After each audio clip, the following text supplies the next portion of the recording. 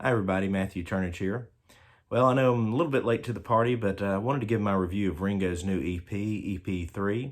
I'd hoped to do this, if not on release day, then within a day or two of release, but unfortunately I didn't get my copy in on time, and even though I had it available for streaming, I kind of wanted to wait till I had my actual CD in hand to talk about it. I ran into some issues on Amazon that I've never had before. It's the strangest thing. A couple weeks before release, they changed my expected delivery date from originally they had September 20th, which a couple days after release date. So that's not unusual for me to get a notification like that. Then it gets right before the release, a couple days before the release, it'll get changed to the release date. But mine didn't change like that. It changed to September 30th. And first I thought, well, has the album been delayed? Because that is a Friday. Then found out it was, and I figured it was just a glitch. It'll get fixed when the copies are in and they prepare them to ship. Never happened. Release date, it was still showing up as expected September 30th. And they showed it as preparing to ship. So I kind of waited till on into the afternoon before I just canceled that order, reordered it, because I noticed if I went back to reorder, it showed, it was going to be there in 2 days. So I don't know what the deal was, but did get my copy on Monday, been listening to it a few times. And so just thought I'd give my thoughts real quick about the tracks. So first up is the song that we had heard before release, World Go Round. And in my announcement video, I did talk a little bit about that song. It's by Steve Lukather and Joseph Williams. And, it's grown a little bit on me since I first heard it back a couple months ago. But some things that I said then still hold true. It's very much still in the vein of the two songs that those two wrote on his previous two LPs. They also did the song Not Enough Love in the World on Zoom In, and they also did Let's Change the World on Change the World. So lyrically, those same themes are still there. It's let's love each other, and peace and love, which is great. I mean, I don't mind that. In a song at all, it's a nice message, but the repetition does kind of make you wish for a little variety. Still though, great guitar work. Steve Lukather is always going to do great guitar work, so that's one thing to enjoy about the track. It's just an okay song to me. It's a not a terrible song, but it's just okay. Also, one thing I noticed, there is a bit, I think, in the vocals on this track. I can detect a bit of autotune there, but it's still not as noticeable as it was a few albums ago for Ringo. Like I'm thinking back maybe around Postcards from Paradise, there was some very obvious autotune there. I'd said in my previous reviews of the EPs, it felt like that was not as noticeable. I feel like I noticed it just a little bit more maybe in this one, but it's still not outrageously bad. Second track up is Everyone and Everything. That's Linda Perry. Now she had, on the Change the World EP, she had contributed the song Coming Undone, which was one of the better songs on that EP. So I was looking forward to see what she would bring to this one.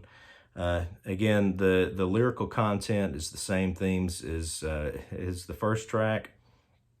And, it's an okay song again. It's nothing to write home about. I was a little let down considering how much I like Coming Undone, that this one didn't kind of live up to what I'd hoped for, but it's not a bad song. One thing about it is the backing vocals on this track and throughout the whole EP are really excellent. Ringo's got some really good backup singers that sound really good together on all the tracks. And Ringo's singing pretty well too on Everyone and Everything. I like his vocals on that. And he does some really nice drumming in particular on this track. Of course, he's Ringo, he's going to drum well throughout, but I thought Everyone and Everything had some really good drumming on it in particular. Third track up is Let's Be Friends, and this one is Bruce Sugar and Sam Hollander wrote this one together. And of course, Bruce Sugar has been Ringo's collaborator for the last 10 years or so. He produced 3 of the 4 tracks on this EP. Linda Perry produced the track that she wrote. The rest are produced by Bruce Sugar and Ringo together. But Let's Be Friends. Now, again, we've got the same sort of lyrical things, of let's all get along and peace and love. But at least this one musically is a lot more interesting than the first two to me. I think it's got a bit more lift to it, a bit more energy to it. I like the whole ya ya ya ya bit, like in the chorus, that kind of adds a little bit more life to it, I feel like. Um, it's got a good bounce to it to me. It kind of has some energy, has some life. The drumming is good, and then especially on the chorus, I like kind of what Ringo does drumming wise there. Um, there's also really good guitar work on this track too. We got Steve Lukather again contributing to this track also, and he does some really great work as usual. I always love Steve's playing, so it's good to hear him on two tracks on this one. Um, Now, this one, as I said, similar lyrical things, but this one I do think may be a little bit more directed at possibly the political divisions that we have, particularly here in the United States, but also in the world, where because it seems to make some comments in the lyrics about maybe suggesting like the media driving us apart, and let's even though we may have our differences, let's be friends, and I really like that sentiment. Today it seems like people are so polarized that they can't get over those differences to realize the other areas where they have commonality and, maybe get along a little bit better. So I do like that part lyrically. But again, like I said, the first three songs are all very much in a similar sort of peace and love, let's get along kind of vibe. So it does tend to feel a bit repetitious. But then we close out the album with Free Your Soul, and this is written by Ringo with Bruce Sugar. And this is easily the best song on the EP.